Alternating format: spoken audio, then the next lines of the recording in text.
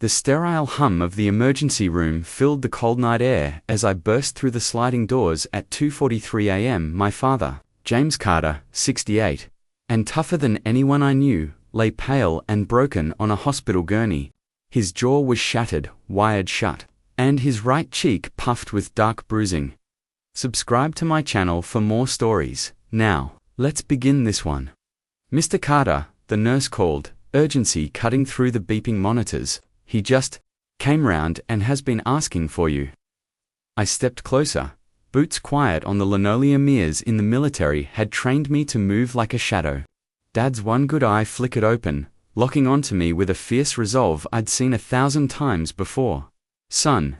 His voice was a raspy whisper, lips swollen and stiff. I didn't want you to find out like this, but he paused, struggling for breath. There's a secret, something I've kept buried. My heart pounded as he continued. It wasn't an accident. The fall. Someone wanted me silenced.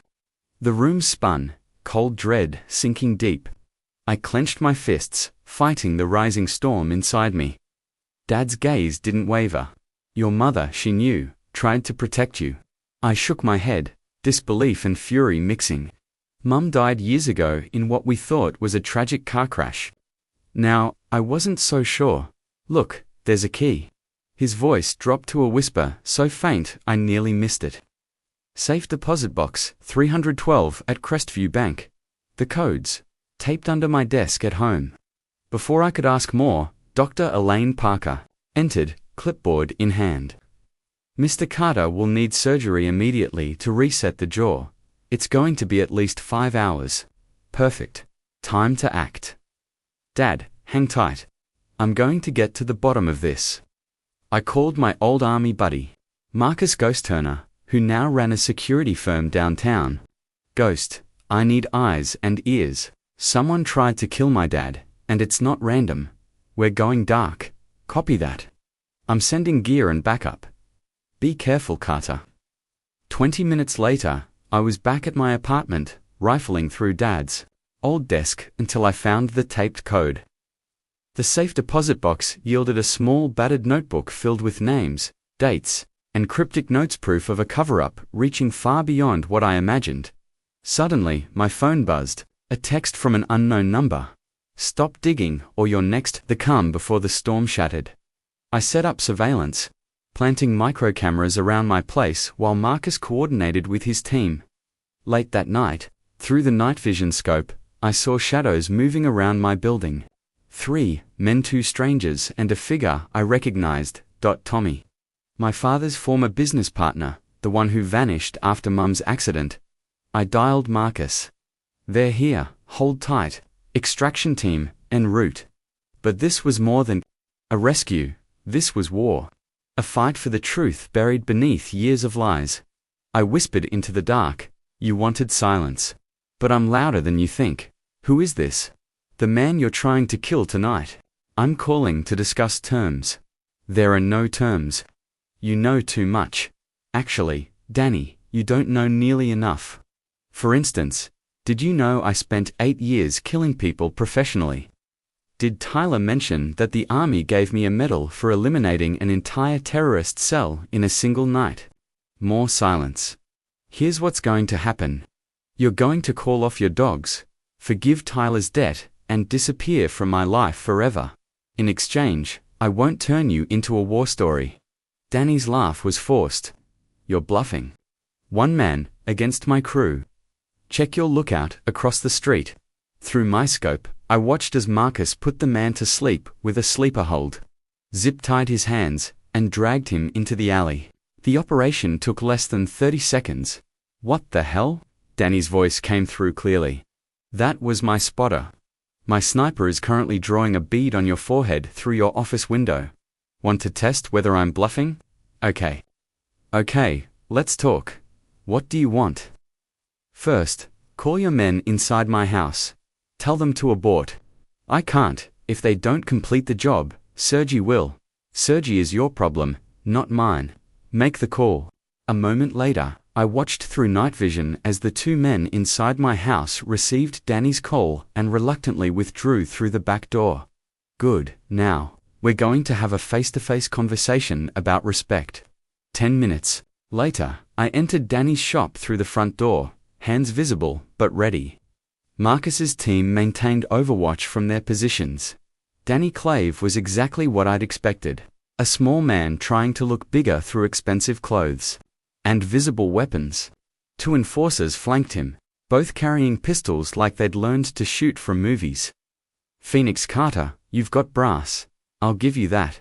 I've got training. There's a difference. A step closer, noting exit routes and cover positions.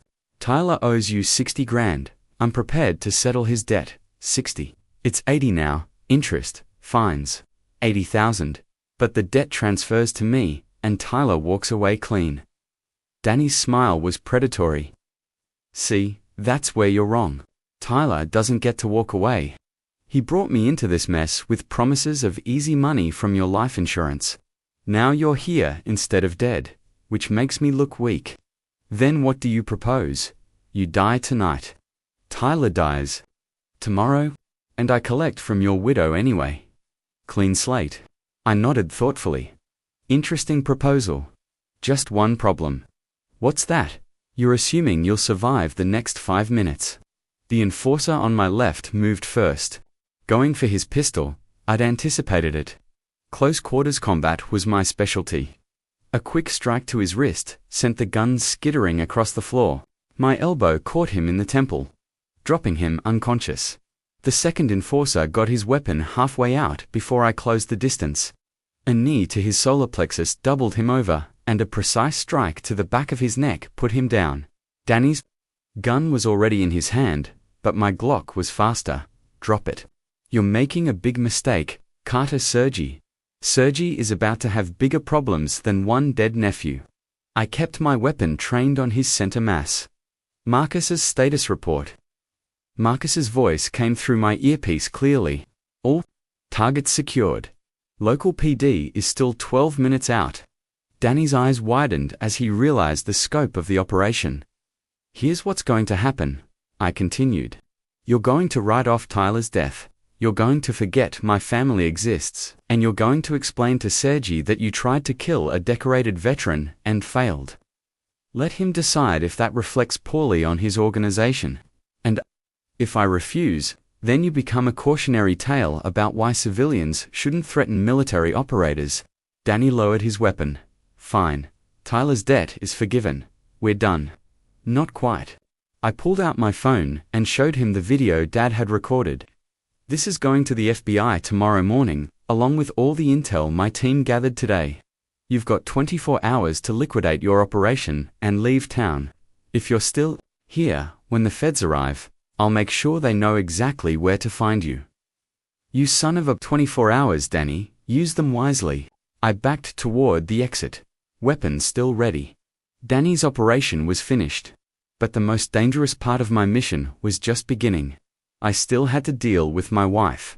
At 9:47 p.m., I stood in my own backyard, watching Claire pace nervously.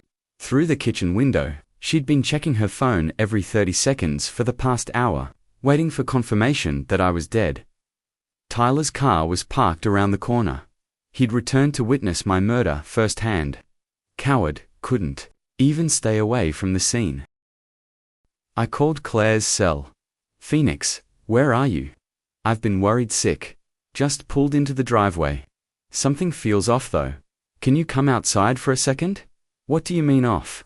I saw a car following me for the last few miles, probably nothing, but I want you somewhere safe while I check the house. Okay, I'm coming out the front door now. Perfect. I circled around to the front as Claire emerged, wearing the blue dress I bought her for our last anniversary. She looked genuinely concerned. Another masterful performance. Phoenix, thank God you're safe. I was so worried when you didn't. Call from the airport. I pulled her into a hug, feeling her body tense slightly. I'm sorry, baby. Flight was delayed. Then I thought I was being followed. Probably just paranoid. Let's go inside. I made your favorite dinner. Actually, there's something I need to show you first. I led her toward Tyler's hiding spot. Found this under the mailbox. As we rounded the corner, Tyler stepped out from behind the neighbor's fence, clearly surprised to see me alive and unharmed. "Uncle Phoenix, what are you doing here?" Claire's face went white. The three of us stood in the pool of streetlight like actors on a stage, each knowing the others were playing roles. "Tyler, what a coincidence. I was just telling Claire about the strange car that followed me home. You wouldn't know anything about that, would you?" "I know, of course not. I was just in the neighborhood at 10 o'clock at night on a Tuesday." Tyler looked at Claire desperately, but she was staring at me with growing realization. "Phoenix." Claire's voice was barely a whisper. "How much do you know?" "Everything." I pulled out Dad's phone and played the recording. Their voices filled the quiet suburban street. Discussing my murder with casual indifference, Claire sank onto the front steps, her performance finally cracking.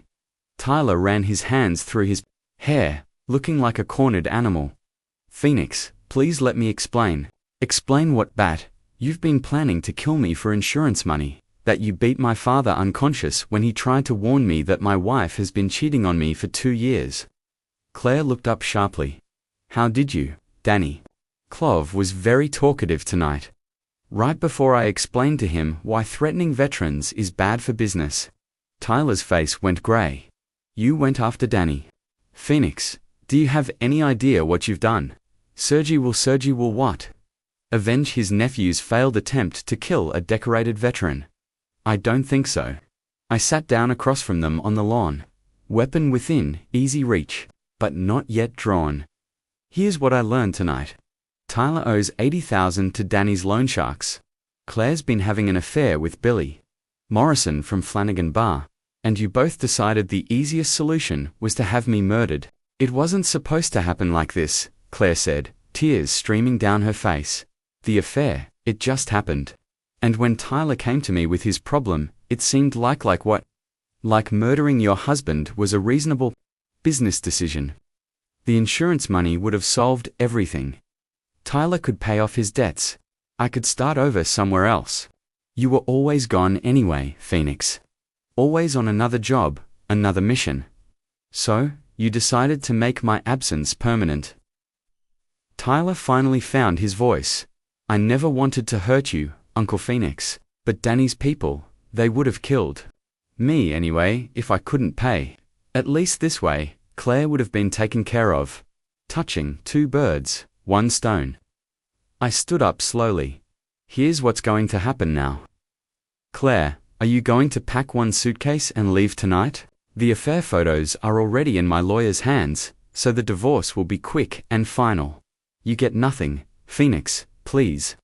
Tyler, you're going to call Danny right now and confirm that his operation is shutting down. Then you're going to drive yourself to the nearest police station and confess to conspiracy to commit murder.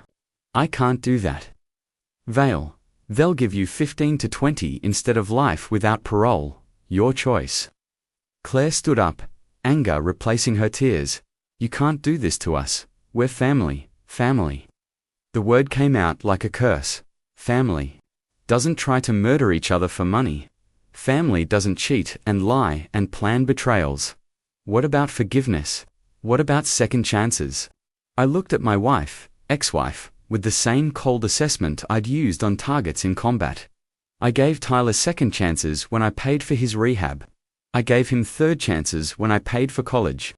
I gave you 6 years of chances to be honest about what you really wanted. Everyone makes mistakes. Mistakes are forgetting anniversaries or leaving dishes in the sink. Planning murder isn't a mistake, it's a choice, and choices have consequences. Tyler's phone buzzed. A text message. He looked at it and went pale. "What is it?" Claire demanded. "Danny's crew found his unconscious men at the shop. They think we set them up." Tyler looked at me with growing panic. "Phoenix, they're coming here right now." Through my earpiece, Marcus's voice crackled. "Phoenix, multiple vehicles approaching your position. Looks like for men, heavily armed." The consequences of my psychological warfare were accelerating beyond my control. But perhaps that was for the best. "Claire, get in the house." Tyler, behind my truck. I drew my Glock and activated my throat mic. "Marcus, I need immediate Extraction support. Copy that, ETA. 3 minutes. The first shots came from the darkness beyond the streetlights, rifle rounds that shattered my living room windows. Claire screamed and ran for the front door. Tyler dove behind my pickup truck, finally understanding the real consequences of the game he'd started. I returned fire to the muzzle flashes, using my truck as cover while Marcus's team moved into position. The neighbors' houses went dark as families hit the floor and called 911. Phoenix. Tyler's voice was high with panic. I didn't sign up for a war zone. You signed up when you decided to play with killers. Another burst of automatic fire chewed up the pavement near my feet. Marcus, where's my backup? 30 seconds. Keep your head down. I threw my night vision scope aside and counted 3 shooters advancing through the neighbor's yard. Danny's remaining crew sent to clean up loose ends. They'd kill Tyler for involving them in a failed hit, kill Claire as a witness, and kill me for humiliating their boss. The irony was perfect. My wife and nephew had invited these killers into our lives, and now they were about to reap what they'd sown. The shooting stopped. Abruptly, Marcus's voice came through clear. Targets neutralized. 3 down, 1 in custody. Local PD is en route. 2 minutes out. In sudden silence, I could hear Claire sobbing inside the house and Tyler hyperventilating behind the truck. Tyler, come out slowly, with your hands visible. He emerged, shaking like a leaf, his shirt soaked with sweat. Are they? Dead Danny's crew, most of them. The survivor will probably flip on Sergi to avoid federal murder charges. I holstered my weapon. Congratulations, Tyler. Your gambling problem just became a federal case. Police sirens wailed in the distance, growing louder. Phoenix, what's going to happen to us? I looked at my nephew, the boy I'd helped raise, taught to throw a football, visited in rehab, supported through college, the young man who'd repaid my love by planning my murder. You're going to prison for conspiracy to commit murder. Claire's going to disappear into witness protection if she's smart, or end up dead if Sergi decides she knows too much. And I'm going to visit Dad in the hospital and tell him that justice has been served. But we're family. Family ended when you decided money was worth more than my life. The first police car pulled into my driveway, followed immediately by an unmarked federal vehicle. Marcus emerged from the shadows, badge visible, already coordinating with law enforcement. Mr. Carter, a federal agent, approached with his hands visible. Agent Martinez, FBI. We understand you have evidence related to conspiracy charges. I handed him Dad's phone. Everything you need, audio, video, and 3 witnesses in custody. We'll need a full statement, of course. But first, I need to check on my father at Regional Medical. Someone tried to kill him to cover up their murder plot. Agent Martinez nodded. We'll coordinate with local PD. The scene is secure. As I led Tyler away in handcuffs, he looked back one final time. Uncle Phoenix, I'm sorry. I really am. I know you are, Tyler. But sorry doesn't bring back trust. Claire emerged from the house escorted by 2 officers. Her mascara streaked down her cheeks. She didn't look at me as they guided her toward the federal vehicle. Mrs. Carter, Agent Martinez called to her. You're being taken into protective custody, pending your cooperation with our investigation. She paused at the car door and finally met my eyes.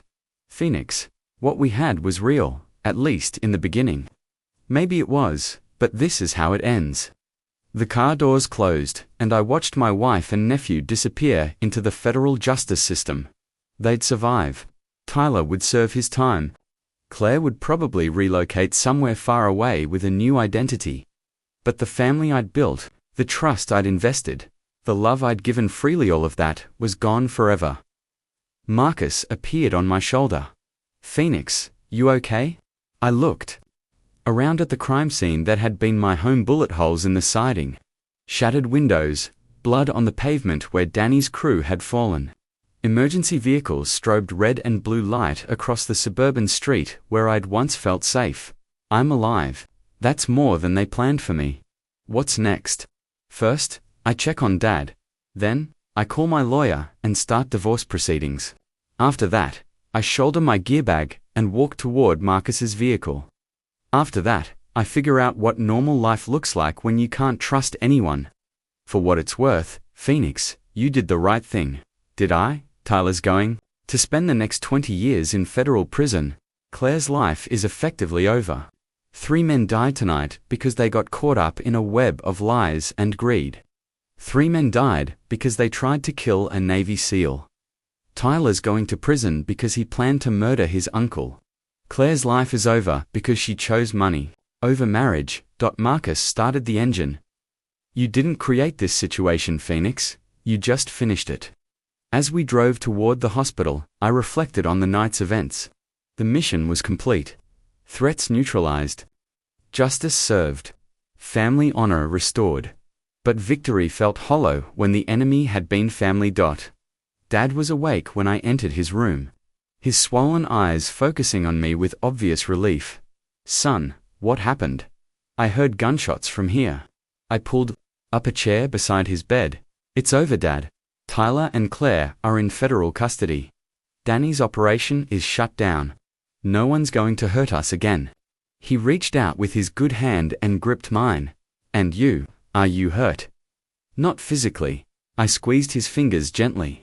But I think I need to learn how to be alone again. You're not alone. You've got me. And you've got good friends like Marcus. Family isn't just blood. Sometimes the people who earn your trust are more family than the ones who inherit it. The old man was right. As usual, Tyler and Claire had been blood in marriage, but they'd chosen betrayal. Marcus and his team had chosen loyalty. The difference was clear. Dad, when you're healed up, want to go fishing? Just the 2 of us, like when I was a kid. His bruised face managed a smile. I'd like that, son. I'd like that very much. Outside the hospital window, dawn was breaking over the city. A new day, a clean slate. A chance to rebuild on a foundation of trust instead of obligation. The Phantom had completed his final mission. Now Phoenix Carter could learn to live in the light again.